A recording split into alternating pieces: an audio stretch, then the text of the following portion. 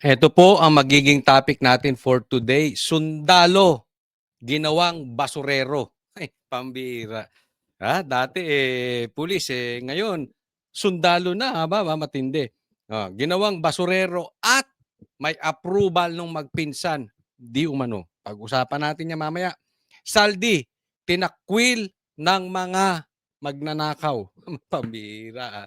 Ang magnanakaw, galit sa mga magnanakaw, laglagan na po ito. At nakakaawa, hindi lang siya tinakwil ng mga kaibigan niya at mga kapwa niya magnanakaw, tinakwil din siya ng kanyang pamilya. Ay, nako. Grabe ang balik kay Saldi. Pangatlo, Garin. Yari. Huli ka sa video, Garin. Ayan. Yan po mga pag-uusapan natin at marami pa po. So yan lang po yung ating buod, no? Pero bago tayo magsimula, wag pong kakalimutan na i-like po agad itong video na ito at tayo muling nagpapaalala na sana po sa mga hindi pa po subscriber ng channel na ito, Coach Oli News PH o Coach Oli, sana po mag-subscribe po kayo. Paki-check nyo kung nakasubscribe na. Okay? Hindi na po natin pagtatagalin. Diretso na po tayo agad-agad sa ating topic dahil kay Coach Oli, bida ang balita. Okay, simulan po muna natin dito. Mamaya po, yung video ni Garin. Okay?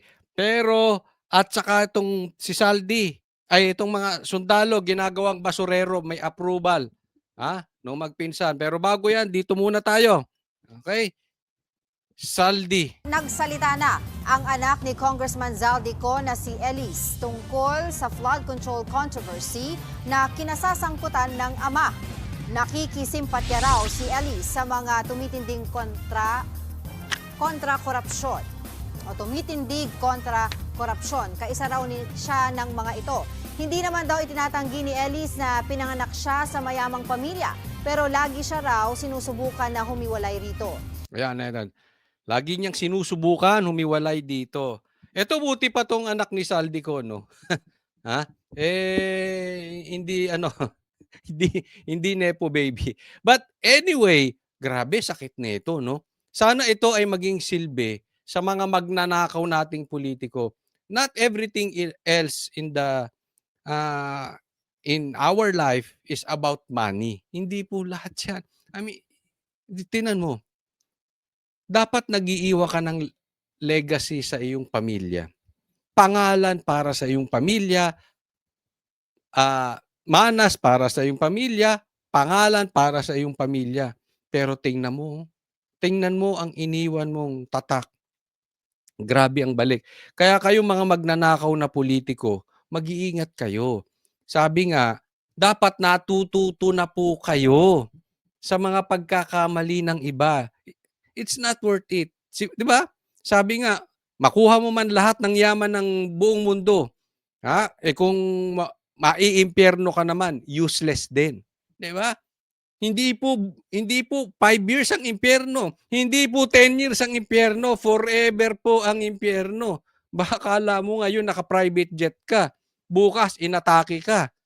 Pag dumiretso ka sa impyerno, forever na yan. Wala nang balikan yan. Hindi mo kayang lagyan si Satanas. Hindi ka aahon dahil parehas kayo nasa impyerno. Kaya ito maging lesson. 'Di ba? Aanin mo yung ganung yaman, you will lose your soul. And at the same time, you will lose your family. Ang sakit nito.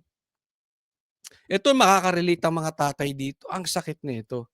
Di baling meron kang salbahing anak, kaya naging pariwara ang buhay, tapos ginawa mong lahat, di ba? That is beyond your control. Pero kung alam mo, kaya ka tinatakwil ng iyong anak dahil sa kagagawan mo, sa pagnanakaw mo, ang sakit nun bilang isang tatay. Kung ako na-imagine ko, anong gagawin ko sa private jet? Anong gagawin ko sa 2-3 chopper, mansyon, ni hindi ko makasama yung anak ko? Tinatakwil ako ng anak ko. Anong kwenta? 'Di ba? Wala ka naiwan. Buti na lang tong bata na ito natuto sa pagkakamali ng kanyang tatay kasi legacy yan, generation po yan. Napapansin nyo ang kasalanan ng tatay nagiging kasalanan ng anak at tuloy-tuloy? Pansinin nyo yan. Pero unless merong pumigil sa gitna. Sana pero matindi ito. Laglagan na itong talaga. Walay rito. Kinukondena raw ni Elise ang anumang uri ng korupsyon. Naintindihan niya rin daw ang galit ng taong bayan. Hiyang-hiya raw si Elise at gusto niya lang daw lumabas ang katotohanan. Isipin mo, kinahihiya ka ng sarili mong anak. Diba? Mahirap din po yung ginagawa ng batang to, ha? Kasi siyempre mayaman ka eh. Diba? Pag mayaman ka, naaambunan mo sila ng kayamanan. Usually, yung mga anak na ganyan, tatahimik na. Oh, di ba? Magyayabang na lang, ito kinakain namin, dito kami nakatira, pa-travel-travel kami, pero ito hindi, nanindigan. Although hindi ko kilala personally itong anak niya, pero sa mga kanyang binabanggit sa media, talaga namang mukhang nakakaunawa tong bata na to. Kaya nga may bulong-bulungan sinasabi sa atin, may mga nagmemensahe na anyway, tinakwilwan siya ng anak niya, tutal marami siyang pera, o nasa Amerika siya, bibili na lang siya ng pamilya ron. Ganon di ba? Totoo man yan or hindi, kung ikaw talaga ay tao may konsensya, hindi mo kayang bili ng pamilya. Sa bagay, mukhang imposible naman may konsensya to si Saldico. Napaka-imposible niyan. Isipin mo, hindi ka makabalik sa bansa mo dahil papatayin ka ng tao sa galit. Hindi po natin kinukonsinti, wag niyo pong gagawin yun, ha. Pero ang dami pong galit dito kay Saldico. Hindi lang yun. Pati yung mga ibang kasamahan mo ring magnanakaw. Posibleng yariin ka niyan. Bakit? Magsasalita ka eh. No? Kaya ako, payo ko lang Saldico. Nilaglag ka na. Obviously, nilaglag ka dito ni Bongbong. Inalisan ka ng proteksyon. Obviously, nilaglag ka dito ni Tambi. Okay? Ayaw na rin sa'yo ng anak mo. Makabawi ka man lang sa taong bayan, sa dami mong ninakaw, idamay mo sila. Magsalita ka rin. Imposibleng wala kang alam. Sa ganyang karaming pera na nakurap mo, na ninakaw mo, imposibleng wala kang kakuntsaba. At kaya mong magturo. Ituro mo na dahil ilaglag mo sila dahil nilaglag ka rin. Ang katotohanan. Naniniwala siya na dapat managot ang mapatunayang sangkot sa mga krimeng ito, kahit ang sarili niyang ama. Hinihikayat ni Elise si Congressman Zaldico na lumutang na para managot. Kung itakwil man daw siya ng kanyang pamilya dahil sa pagsasalita, tatanggapin niya raw ito kaysa panooring nagdurusa ang milyong-milyong Pilipino dahil sa mga ginawa ng ama. Makikita natin sino sa pamilya ni Saldico ang may paninindigan kung tinakwil nga itong bata na to. Dapat ang itakwil nyo yung si Saldico kung hindi siya uuwi, no? Pero I don't think uuwi yan eh. Ang lakas, ang lakas ng kapangyarihan. Kitang-kita nyo sa Senate hearing, di ba? Ang lakas. Sinong hihuhuli dyan? Si Boying? Palagay mo, huhulihin ni Boying yan? Maniwala kayo. Si Torre, balik nyo! Wala, hindi kaya yan ng mga Rimulya. Malabo yan. Next po tayo. Ito naman, itong hearing kanina, bigyan natin ng komentaryo. Sundalo, ginagawang basurero. May approval yan ni Bongbong at ni Tambi. Siya si Orly Goteza, 47 anyos, dating miyembro ng Philippine Marines. Siya ay lumapit nitong Miyerkules kay Senator Rodante Marcoleta at naghayag ng kahandaang magsiwalat ng kanyang nalalaman. Sa kanyang testimonya sa Blue Ribbon Committee, December 5 noong nakaraang taon nang ma-hire siya bilang security consultant ni Ako Bicol Party List Representative Zaldico. Ang toka niya, mag-deliver ng basura. Tuwing may duty detail ako sa basura, pumupunta kami sa 28 Ladybug Corner, Dragonfly, Valle Verde 6, Pasig City. Tagabuhat lang ako ng malita ng basura. Ang ibig sabihin ng basura ay malita na may lamang pera. Ayun, yun. Pambira. Yan ang gusto kong basura. Yung maleta na puno ng pera. Totoo yung kasabihan, may pera sa basura. Intindi nitong mga 'to. Mali-maleta mali-maleta na pera, pambihira tig-1,000. Hindi ko pa na-try yun kahit tig-100 na. Pupunuin mo yung maleta ng pera. Grabe 'no? Parang 'pag titingnan, hindi talaga mahirap ang Pilipinas. Mayaman ang Pilipinas. Yun nga lang ninanakaw. Ang bawat malita ay may lamang humigit kumulang 48 million pesos. Isang maleta, 48 million, di pa ako nakakakita niyan. Sana makakita, oy. Saldi ko, Tambi, balato naman. De joke lang. Sa inyo na yan, ayoko ng perang galing sa nakaw.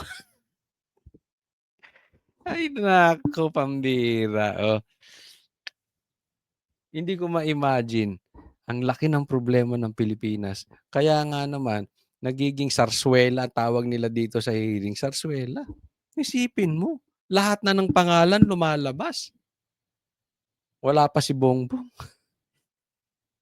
Konektado to.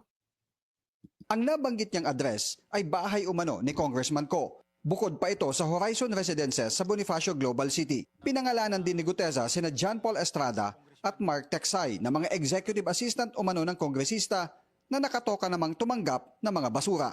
May isa anyang pagkakataon na may kinuha silang mali-maletang pera mula sa Pasig. Ang isang ehemplo na nagdala ng pera ay si Congressman Eric Yap ng AXIS Party List. Nako, patay ka.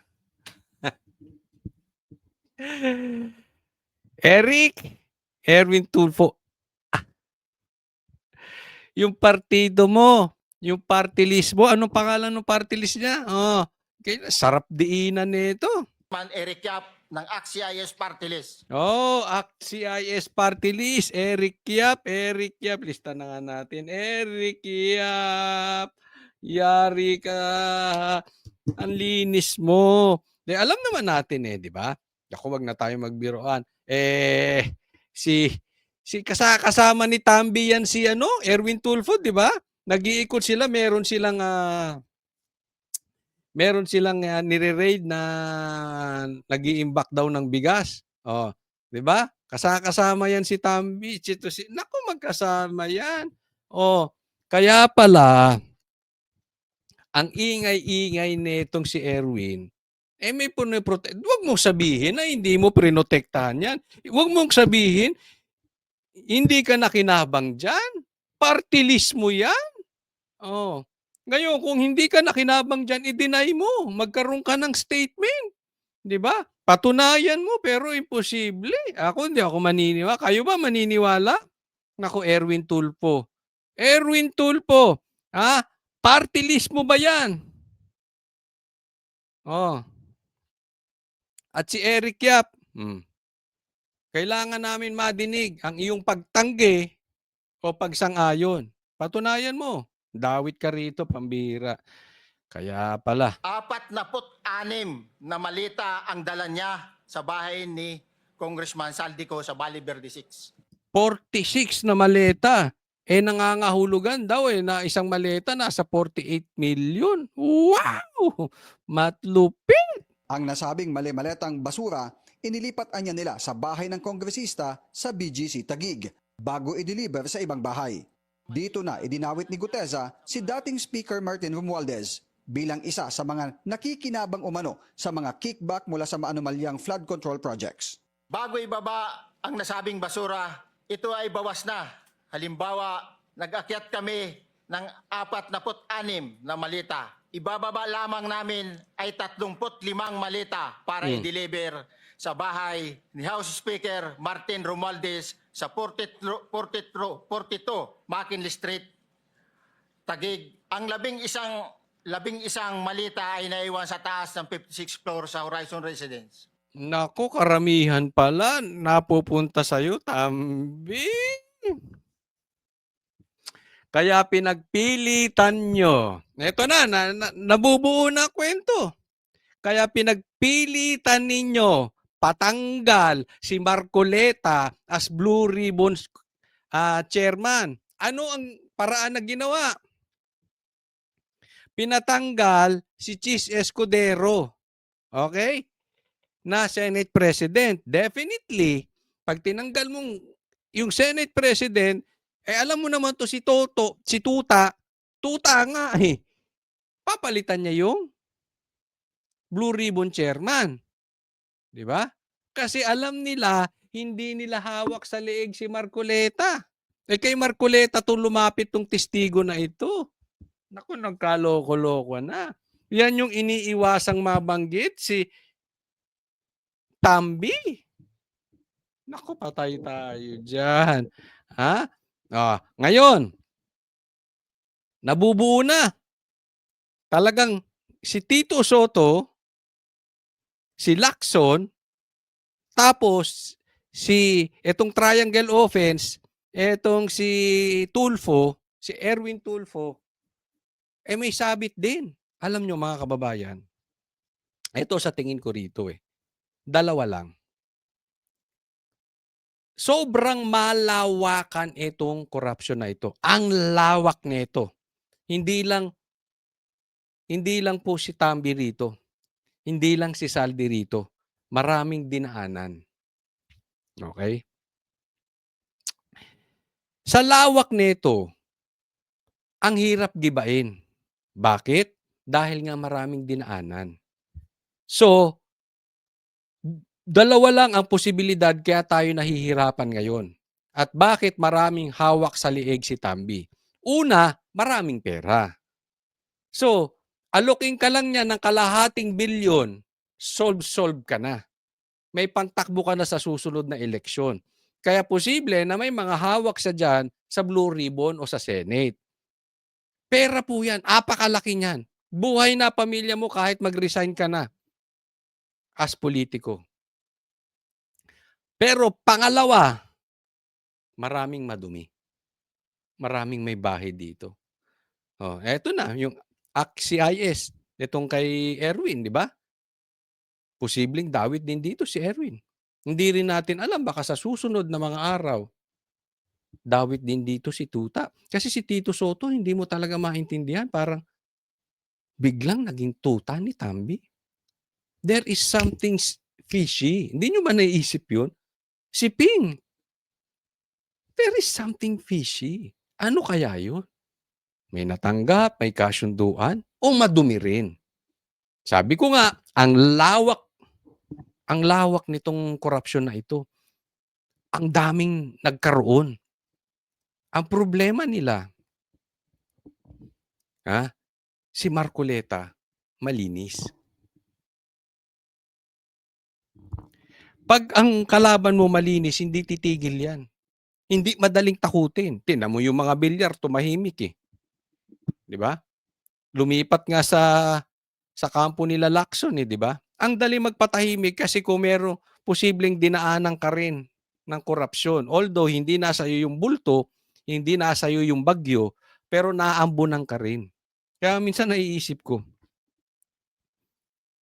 halimbawa lang, kunwari lang, wala akong planong tumakbo. Naisip ko lang, paano kung tumakbo kaya ako? Pambihira.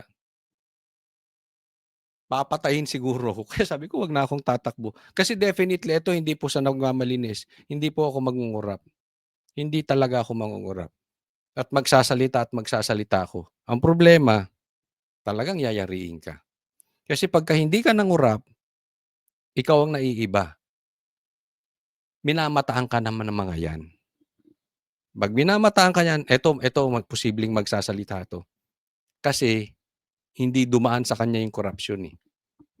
Wala tayong bala sa kanya. So, delikado buhay mo dyan. Ganyan po ang ano dyan.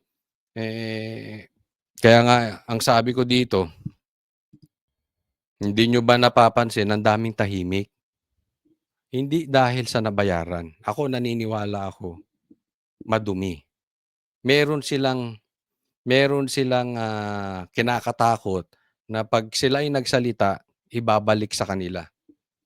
Madadamay sila. Explore sa Horizon Residence.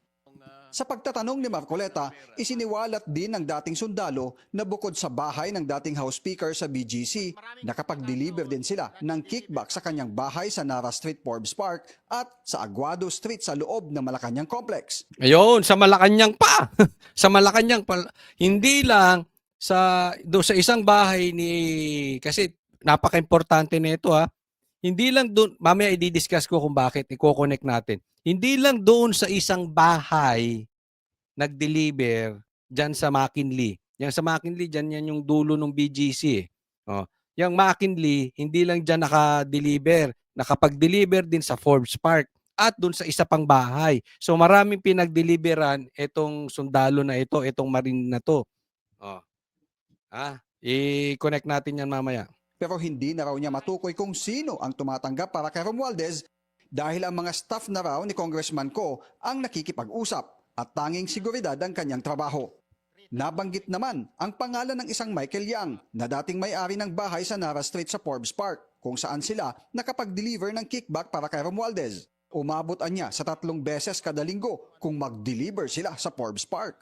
Humigit kumulang 70 mga sundalo at pulis nila niya ang security detail ni Saldico. Pambihir. Nakakalula. Ay, pengi naman ng security, pabalato. Marami kaming basura dito pero hindi yung basura ng pera. Basura talaga. Total, ginagawa nyo lang naman ding basurero yung mga yan naku, pambihira. Private army yan, bawal yan. Ano ba to si Saldico? Presidente ng Amerika? Palagay ko meron bang sa mga taga-US dito, paki-comment to. Kayo ba diyan sa Amerika sa tingin ninyo mayroong 90 na Marines na sundalong security si Trump? Kasi ito si Saldico, isipin mo, congressman lang. Party list pa. May 90 na security. Sundalo, pulis, pambihira. At 3 beses, ilang beses? Sa isang linggo mag-deliver? 3. Milyon-milyon. Habang nanlulunod kayo, si Crocky nag-aantay. Nag-aantay ng mali-malitang milyon-milyon na bag. Pambihira, pagkaganyan kan talaga. Ako, this is my opinion. May pagkademo. Yung evil is too much. Yung budhi mo siguro, yung puso mo kulay itim na. Sobra na. Sobra kaganid mo. Kaya nga, tamang-tama yung tawag sa inyo, buhaya. Hindi na kayo makontento. Okay na yung mayaman ka. O kaya yung sobrang yaman ka. Pero itong yaman mo kakaiba. Buhayang-buhaya. Siguro kahit hanggang 10th generation buhay kung hindi mahahanap tong yaman na ito. 'Di ba? Ang bihira Agosto nitong taon nang mag-resign daw siya bilang security consultant ng kongresista. Kaya hiling niya ang proteksyon ng gobyerno dahil sa pangamba sa kanyang buhay at sa kanyang pamilya. Para sa agenda. Tingnan po natin ito Tingnan natin ang reaction dito ni Tambi. Okay, siyempre tingnan naman natin itong reaction ni Tambi Luslos doon sa naghahatid daw ng pera sa kanya. Okay? The so-called testimony of Senator Marcoleta's witness is an outright and complete fabrication. The so-called testimony of Senator Marcoleta's witness. Grabe kung i-address niya Marcoleta's witness. So pinapalabas niya, ito si Marcoleta bias. Pagkagaling kay Marcoleta, bias. Ang isusunod niyan, kasalanan niya ni Sara, kasalanan ni PRRD. Diba? Nothing more than a desperate attempt to link me to supposed kickbacks where none exist. Pilit na pilit. Ito sasabihin ko sa iyo, Tambi. Ikaw ang imposible. Walang matinong Pilipino, walang matinong tao na maniniwala na tumatanggap si Saldi ng limpak na salapi nang hindi mo alam, nang hindi ka nakikinabang. That is impossible. Ikaw pa, Imposibleng papayagan. Naman, Tambi. Pustahan tayo, pati yung mga kasamahan mo na hindi takot sa'yo o hindi bayaran mo o hindi mo nalagyan, walang maniniwala dyan sa sinasabi mong yan. Kalukuhan yan. Ganyan ka-powerful si Ko, hawak niya lahat ng pera. Okay lang sa'yo. Parehas kayo nung pinsan mo, ang gago. Parehas kayong walang alam. Parehas kayong hindi nakinabang. Nangyari under your watch.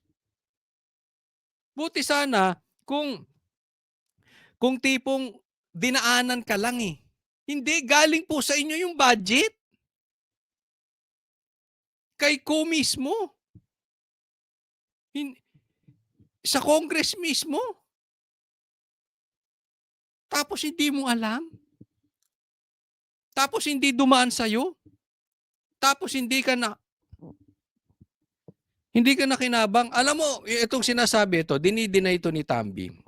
Sige, let's assume tama siya. Dalawa lang yan eh. Ikaw na ang sobrang linis sa lahat ng politikong nakilala ko. Ikaw na ang pinakamalinis. Or, ikaw na ang pinakamaduming politikong nakilala ko. Even worse than Bongbong Marcos. Grabe yung corruption. Hindi mo alam. Hindi ka nakinabang. Yung party list mo, ganun. Ikaw ang speaker. Ang linis mo, Teng. Ang linis mo. So kung totoo yun, napakalinis mo sobra. Kaya kayo tatanungin ko, anong malamang-lamang? Siya ang pinakamalinis na politiko sa balat ng lupa sa history ng Pilipinas. O ito, pinakademonyong, pinakamaduming politiko. Yun lang yun, hindi po pwedeng gitna. Pinakagrabing Congress to. Pinakamaraming nakurap tong Congress na ito. So either ikaw pinakamalinis o pinakamadumi. Niloloko mo yung taong bayan. Ako ewan ko sa inyo kung maniwala kayo dito. Ako may tanong. Pero para sa akin, ikaw ang pinakamadumi. Imposibleng wala kang alam. Opinion ko yan. Ang tanong ko, anong opinion nyo, Dilaw? Hindi ba kayo magsasalita? Ikaw, Richard, kayong mga vloggers, malinis pa rin to? Sa tingin nyo, malinis pa rin yan si Tambi? Kayong mga komunista na pinagtatanggol nyo, sinasabi nyo, pinagtatanggol nyo ang taong bayan, kayong mga NPA, tingin nyo malinis to? O kasamahan nyo rin tong komunista at NPA? Hindi ko pinagbibintangan, nagtatanong lang. Magkaharap-harap na tayo. Magkaderechahan na tayo. Kayong pink. Kayong dilaw. Malinis? Sa tingin nyo malinis to si Tahimik kayong lahat? Hindi nyo mabanggit. Nagrally-rally pa kayo hindi nyo mabanggit si Bongbong. Hindi nyo mabanggit si Tambi. Ano kayo? Duwag? Bakla? O ipokrito? Yun lang yun. Ipokrito kayo or tanga. Kasi kung sa tingin ninyo malinis to, tanga ka talaga. Or alam nyo madumi, kaya lang hindi nyo makanti kasi meron din kayo. Or madumi rin kayo. Or napapakinabangan nyo dahil inaatake si Sara. Ano kayo, tanga o ipokrito? Sige nga, kayo mga dilaw, pakisagot ako. Tingin nyo malinis to si Tambi? Post nyo sa Facebook, lagay nyo kung matapang kayo. Yes, malinis si Tambi. Magkaalaman sa atin kung sino mga ipokrito. Next po tayo. Ito, tingnan natin Balikan natin itong testigo. Dito pa lang makikita ninyo kung siya ay nagsasabi ng totoo.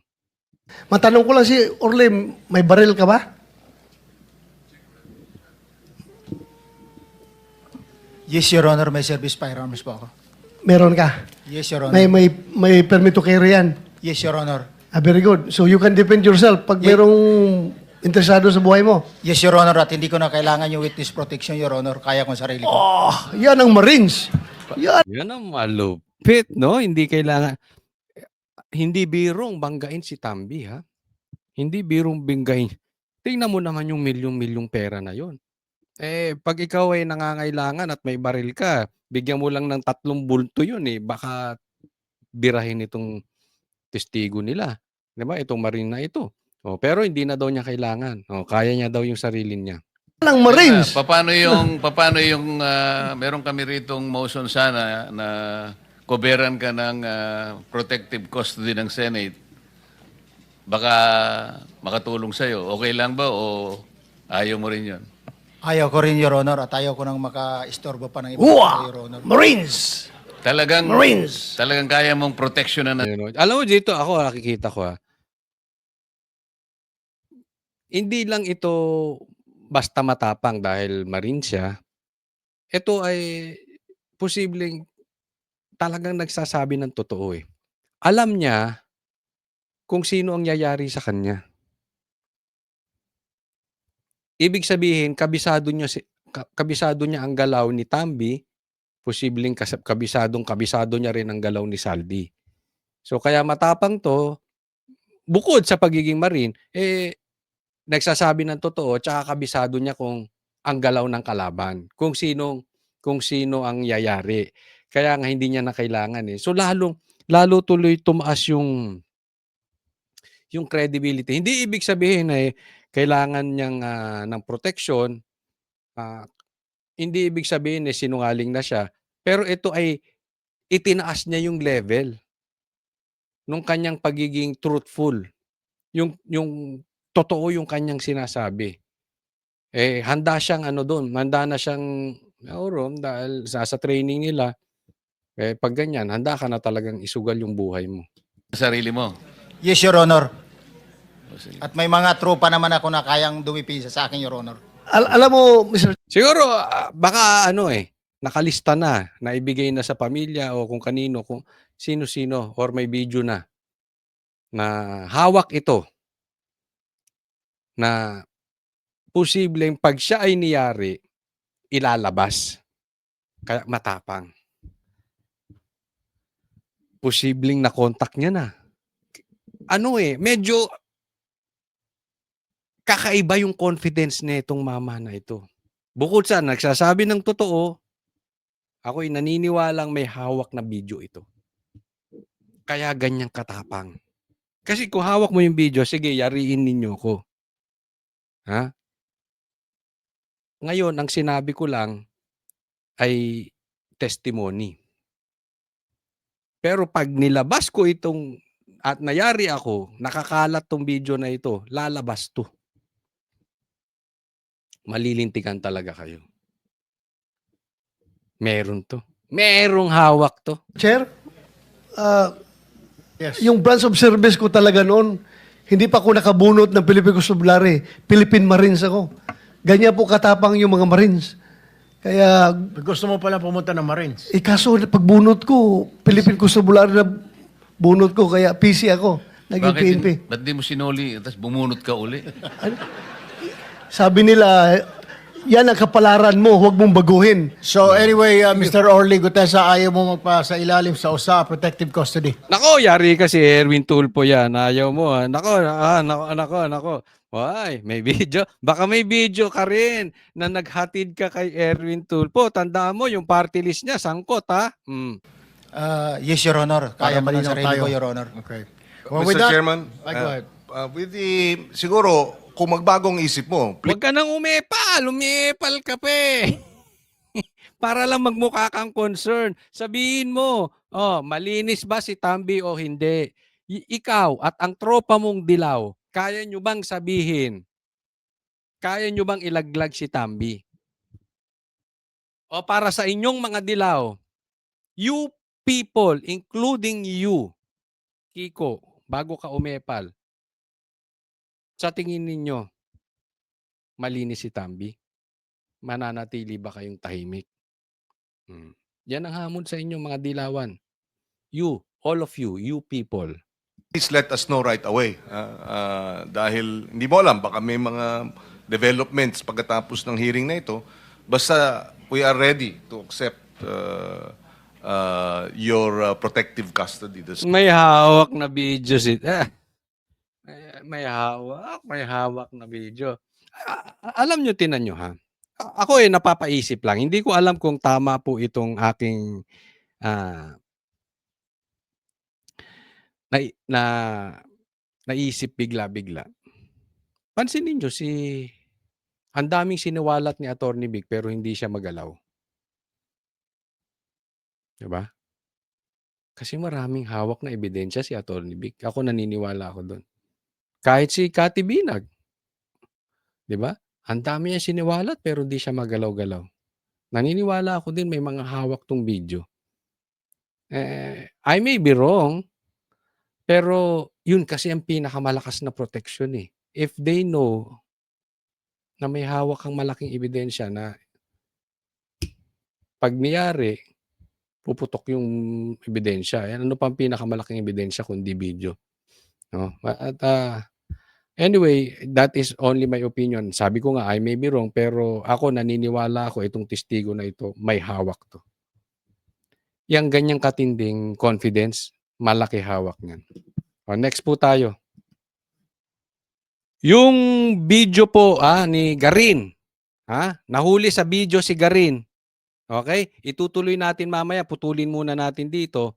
Mamaya kasi medyo mahaba na ng konti ito. Papahinga lang ng konti. Magbablog ako. Sana abangan nyo po yung part 2. Okay? May part 2 to, may kasunod. Labas po natin doon yung video na sinasabi natin na patungkol kay Garin. Okay, wag pong kakalimutan, i-like po nyo sana itong vlog na ito, and wag kakalimutan mag-subscribe, okay? Maraming salamat at ipagpatuloy nyo po ang pagsubaybay sa channel ni Coach Oli. God bless everyone.